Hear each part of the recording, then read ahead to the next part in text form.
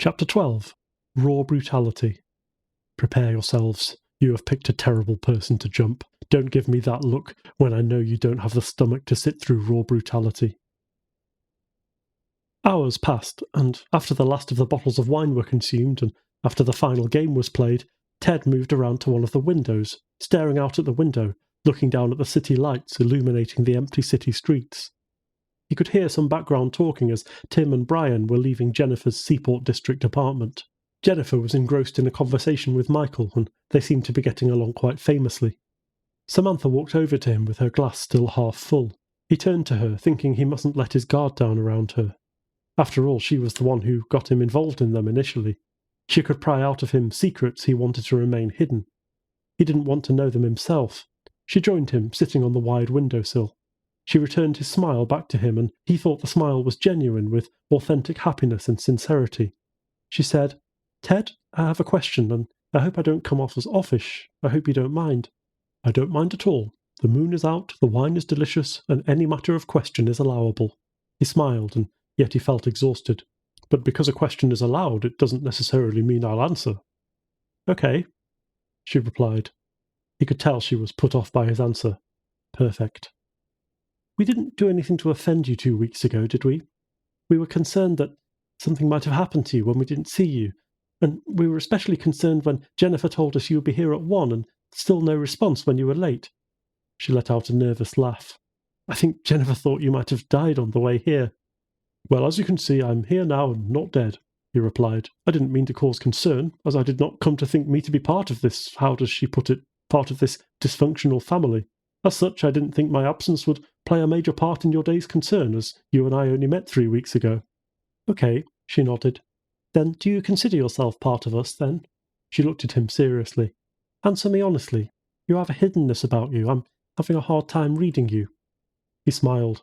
"I don't intend to keep anything from you, but I will speak on such matters required for our relationship and nothing more. I'm difficult to read, so you say, and this is the first time I'm hearing of it. Because there is some sense of mystery about you. All I really know is what you do and where you're from. I don't know what your likes and dislikes are. Does anyone?" She answered again, pushing for some non-ambiguous answer. "I suppose I like working. I guess that is one thing." "About that," she interrupted him. "How many hours do you work? From what I hear, you're something of a workaholic." "I suppose one could say that," he chuckled. He looked up at the ceiling. "I work about as much as 116 hours a week." "What?" She repeatedly blinked. She couldn't believe her ears.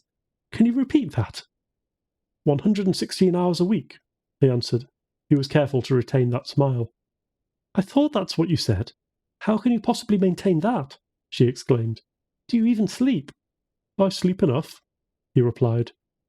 She realized something underneath his eyes with a jaded expression of a man who knew little sleep. "Ted, how much do you sleep?" "I sleep enough," he replied. No wonder he can just go out and buy a $1,200 bottle of wine. "Why do you work so much? Do you even have something you would consider fun?" "I find work fun, and it keeps me occupied," he answered. "You're avoiding the question," she accused. "No, I'm answering the question. The truth can be so hairy. Like I said before, I will answer your questions and reveal some of myself as necessary for our relationship." He kept his smile, but his tone lowered an octave. That's not the same thing," she exclaimed. "It's not the same thing. You're avoiding the—" "Miss Harris, I believe you might have had a little much to drink," he suggested. "Might it be time to retire for the night?" "Perhaps you're right." Sam looked down at her glass, which was now half empty. "I'm sorry, Ted. I shouldn't have said anything. Can you find it in yourself to forgive me?" "I'm afraid I cannot. There is nothing to forgive. There's no reason to be sorry. Humans are humans." He smiled at her. "I will leave you to your view, then. Will we see you Tuesday?" Sam asked. "Time, I suppose, will tell, assuming I don't have any fires in the market to put out," he answered. "But look, I know we just met you, and us going out of our way to make you part of our little group may seem off-putting, and for that I apologize. I hope you will see that we mean you no discomfort." She stopped speaking for a moment to allow him a moment for a response. Seeing that there was no response, she said, "That will have to do for now." She took her wine glass and went over to Michael, who wrapped his arm around her shoulder again. Ted took to the window again and looked at the black, empty sky. The darkness was familiar to him. It was like the murky waters of the Dead Sea, filled with nothing but hopeless light. His eyes were beginning to droop, and his attention shifted to his hand. His hand was not twitching, as was common at this time of night. "It is all meaningless, as you say, then. Why don't we all just lie down and die? Why are you not trembling? What is different?" The door closed behind him. He turned to see only Jennifer in the room. She smiled to him as she took her glass with her to sit with him and stare emptily out of the window, down to the city lights. She let out a sigh of relief. "Well, that was fun. Did you enjoy yourself, Tedward?" she asked him. "Well, it certainly wasn't dull, and I'm sure I have you to thank for that." He smiled back at her. The moon was oppressively pushing down his spirits. "So, tell me, Tedward, what is one thing I don't know about you?" she asked him. "Answer, and I will reveal something about myself." He hesitated. "So there is something human about you after all," she laughed. Her eyelids dropped down halfway, leaving her smile. He could have sworn there was something sinister behind her watchful gaze.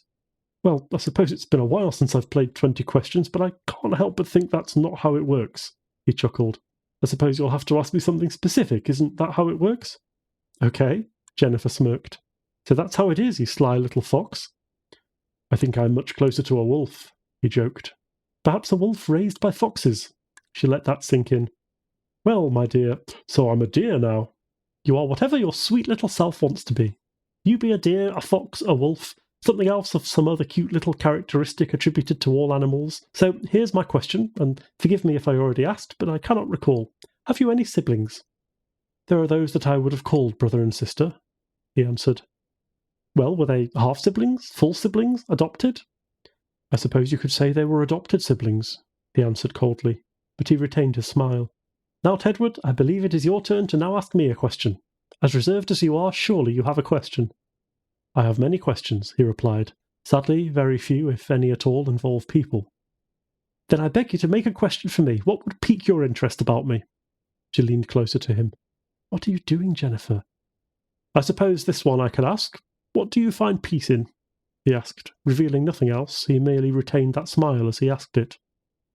"I suppose I haven't given it much thought. I suppose if I found anything that gave me peace, it is that I can be of some help to someone along the way with this very short life I've been given. Like many, I will not live for very long. Humans do not live very long lives, as they used to say. What was it before they all started digesting liquid detergent? YOLO, you only live life once." Her face went dark. "I guess I find the opposite to be true. You live and die just as many times as the other, and they equally plague us, like both through a disease that must be vaccinated. But life's vaccination is death, and death's vaccination is life." "How very Tao of you," he said. Her smile returned as she laughed sheepishly. "Then it's my turn, then. What do you find peace in?" "I'm not sure if I like that question," he snickered. "Or was it not the same question I asked you?" "Yes, it is. Is this question a little too revealing, Tedward?" She laughed like a little cat tugging on its yarn of string. "I asked you that to find an answer for myself." "You could say that, but also I know you will not like the answer," he replied. Her face went graven again. "Look, Ted, I will decide if I like the answer or not. If I like it, then you would be pleased you were wrong. If I don't like it, I suppose you'll be satisfied knowing you were right all along. But I will accept whatever answer you give me, as it was my question that I asked. The point of this was to get to know some facet of you that is hidden underneath that shell.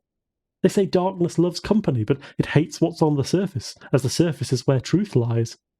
"Well, they say darkness can't live in the light," he said. She smiled again. "That is something true you just said." She paused. "Now, might I have my answer?" "Well, I suppose it doesn't matter if you would like the answer or not, since I don't have a reason to deceive you." His voice dropped. "Tedward." Her voice dropped, and she tilted her neck. "I know you may not think that we know you, and you're right, we don't know you as well as we would like, and I suppose you don't have a reason to trust me, but I trust you. I might not reveal all my little secrets just yet, but I trust you." He let out a sigh, but he kept on smiling. "I suppose I don't find much of anything peaceful. I work a lot and don't leave myself time for such luxuries." His voice dropped as he broke eye contact with her. "Ted?" "Do you know why I chose life as a stockbroker?" he asked. He didn't let her answer. "It is the one job in the world that I can think of that will let me work around the clock. I barely sleep. Maybe I'm lucky if I sleep more than 30 minutes at a time."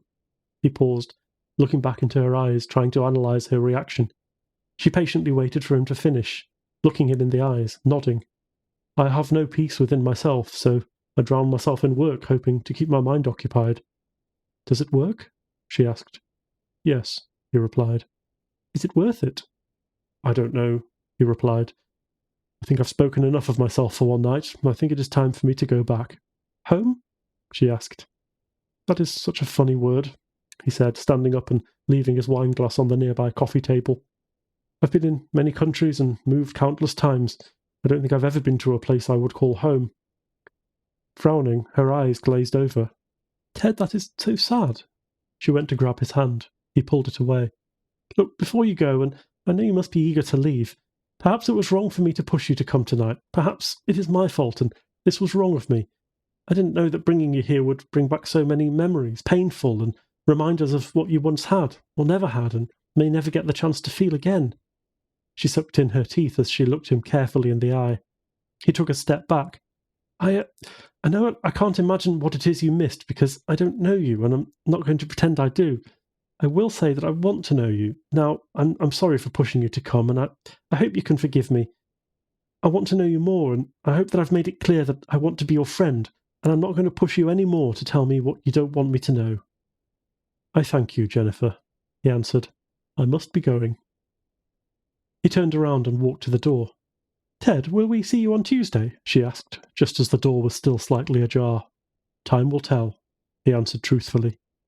As the door shut behind him, Jennifer's hands trembled as she walked over to the door to lock it. She started picking up the paper plates and threw them in the trash, with the now empty pizza boxes. She placed all her cups in the dishwasher before making it to her room. The room was large, and her bed looked like it was freshly made and patted down with the utmost care to avoid any wrinkles. She crawled into her bed and lifted her knees to her chest as she stared blankly at her bedroom door. Tears started to stream down her face because she remembered something. The look in his face was all too familiar. She remembered the same look on her uncle's face, the same overtired look, the baggy and swollen eyes, the one-word answers and a fake smile, while all the same giving a genuine laugh, laughing at his own misery. She remembered her uncle being elusive with the truth, not exactly lying, but he wasn't telling the truth either. The man was a hardened veteran, seen his fair share of battle, and the fatigue showed with a lack of interest in anything. The last night she saw him whole, well, he was hanging from a ceiling, his torso stretching.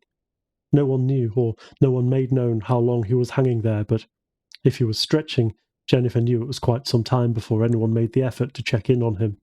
It was long enough, anyway, that no one seemed to miss his sudden absence.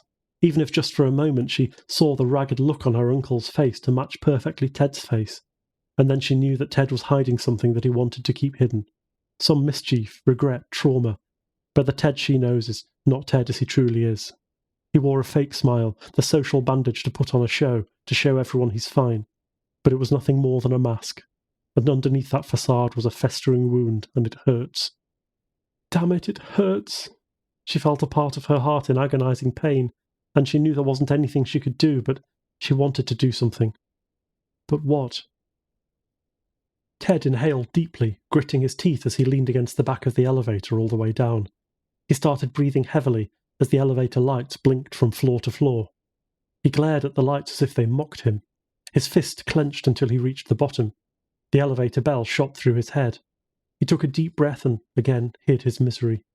The double doors slid open and he crossed the threshold. He went down the stairs and opened the last door to enter the empty street of Seaport Boulevard. The street lights were blinking, the cars were empty, and the street was void of all humans. Just the little pieces of trash that flew out of the public trash cans. He parked all the way towards Government Centre.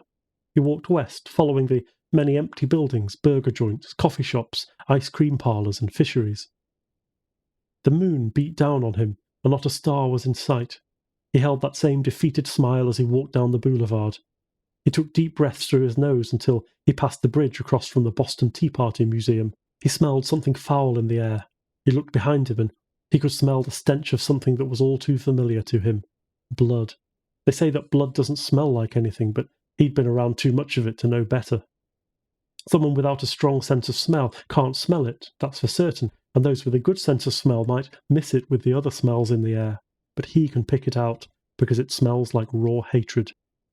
He turned around in the middle of the bridge, and he could see cascading purple, pink, green and blue lights flaring up from the end of Seaport, getting much closer to Black Falcon Avenue. They looked like short-fused fireworks without the noise. He turned around and walked away from the lights. Whatever it was, he wanted no part of it. If someone was getting murdered in an impressive array of fireworks, he didn't care. Besides, even if he did get involved, he'd only end up killing someone and get caught in an endless loop of violence and murder. That was the last thing he wanted. He continued on in the moonlight, the lights behind him ceasing. He crossed the bridge over the water, walking underneath some trees as he arrived at an intersection and waited for the crosswalk. There was a large skyscraper in front of him, and a hotel, the dark side of the hotel with the only windows of the tenants. The entrance was on the other side. There were no lights here. The lights in the skyscraper were shut off as there was no one working on it this evening. He heard the breath coming from some bush, someone with foul intentions. He sighed and turned to the bush. A man came out of the shadows. He could sense 6 other men coming out. The one in front of him with the bush pointed a pistol at him. It was a 9mm. The other 6 had makeshift melee weapons, one of them a bat, the other a 2x4. The others carried miscellaneous metal apparatuses such as a crowbar, a pipe, and the other 2 had machetes. I wonder where they got those from. "Empty your pockets," the man with the pistol said. Ted raised his eyebrows at him. "Do you think this is a game? I'm not playing. Empty your pockets, or I will shoot you dead." The man's hand was shaking. Ted knew the man had never held a gun before in his life, especially holding it like that. He knew the pressure of the gun would never make the intended target. He said nothing. "Do you think I'm playing?" "You're not going to shoot me like that." Ted smiled at him. "Did you really intend on robbing me with such a shaky trigger finger? You're not fooling me, so if you would kindly let me be on my way—" "Hit him!" the man with the gun said. He could hear the scurrying footsteps coming from behind him. He laughed as the crowbar struck Ted in the leg. He never reacted to it. He turned to the man who hit him and smiled at him, mocking the man just as the moonlight mocks him. "You see, I don't want to kill you. Don't turn me into that monster," Ted said. "Again!" the man with the gun ordered, his voice shaking as if this was his first time trying to rob someone. Or perhaps this man had robbed many people before, just not with a gun, and this was his first time encountering someone who didn't bother to budge to his demands and even mocked him. The man with the bat struck Ted in the side. It sounded like some ribs were cracked. Ted shrugged it off and stepped forward. It was not his ribs, but the barrel that was splintered. The man with the gun got his grip and pointed it at Ted, looking at him with hatred in his eyes. "Oh, don't even bother looking at me like that." Ted's smile changed, finally showing his teeth and mania and bloodlust in his eyes. "I know you don't have the stomach to handle raw brutality." Ted sprinted toward the man with the gun. The man opened fire with a silenced pistol. Ted's eyes scanned the trajectory of the bullets, seeing each 9mm round leaving its chamber, hearing the clicks from the gun, precisely knowing the moment each round would leave the barrel. Just as he predicted, the man didn't know how to shoot the gun.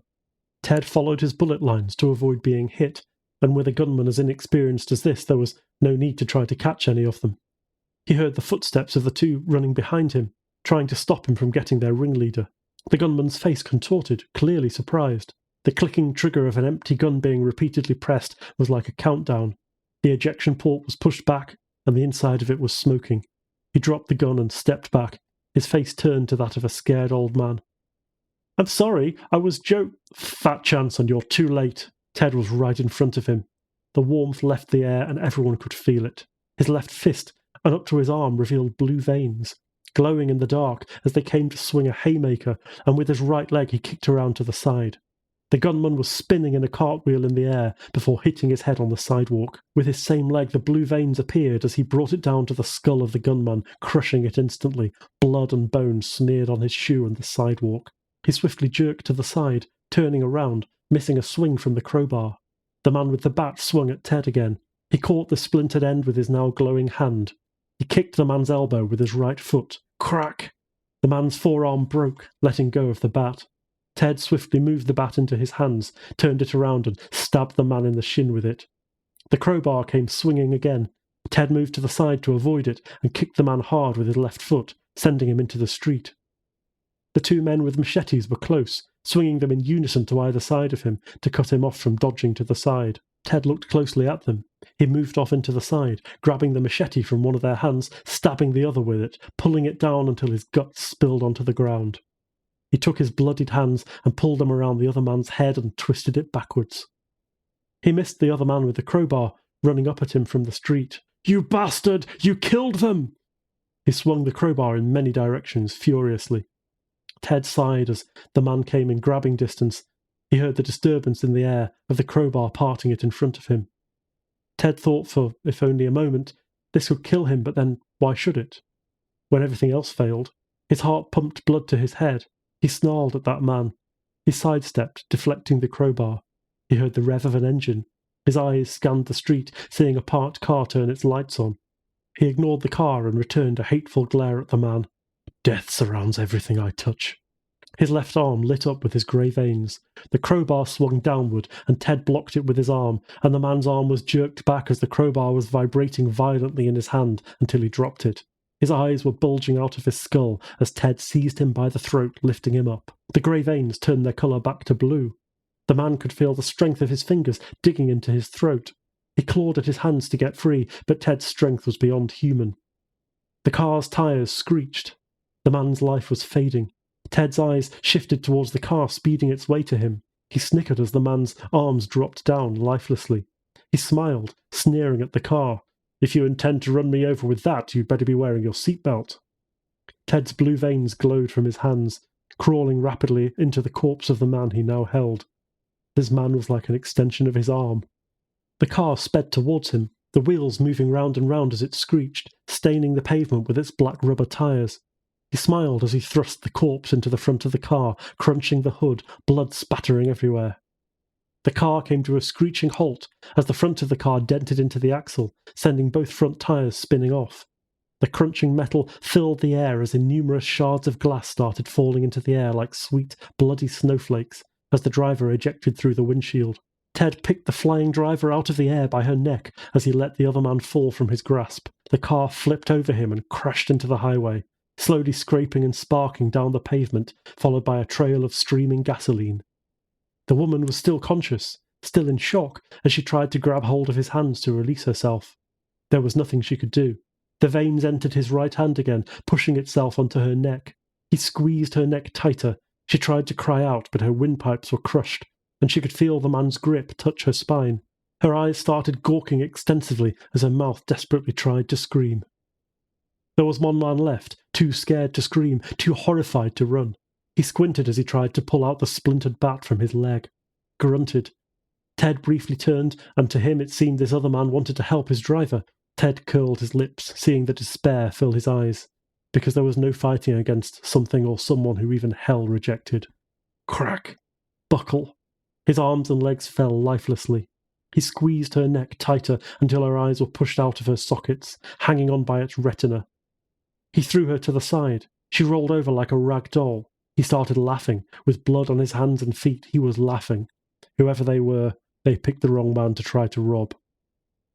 That was oddly therapeutic, Ted said, smiling up to the empty sky. I should probably be doing this more often.